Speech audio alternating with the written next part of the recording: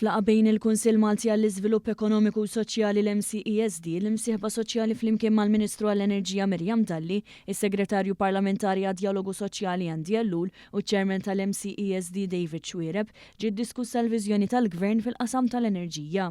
Fi preżentazzjonijiet li saru mill-Ene Malta, Interconnect Malta u Regolatura s-Servizzi tal-Enerġija u l-Ilma ġew spjegati l-investimenti li għaddejjin fin-netwerk ta' distribuzzjoni tal-enerġija.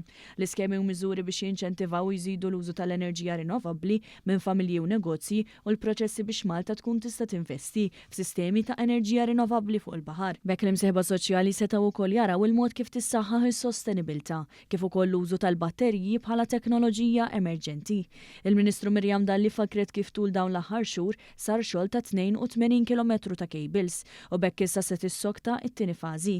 Is-Segretarju Parlamentari Andi Ellul qal kif blaqat ta' din ix-xorta il-Gvern qed jirrikonoxxi x-xogħol li l-ħaddiema tas-servizz ċivili u tas-settur pubbliku ikunu qed jagħmlu minn wara l-kwinti. Iċ-Chairperson tal-MCESD il-Peri David Xwiereb saħaq li l-koordinament aħjar bejn l-entitajiet tal-Gvern qed iħalli l-frott u bekk l-MCESD tirrikonoxxi l-isforzi biex tiġi indirizzata l-ħtieġa nazzjonali ta' tissieħ tan-netwerk ta' distribuzzjoni tal-enerġija.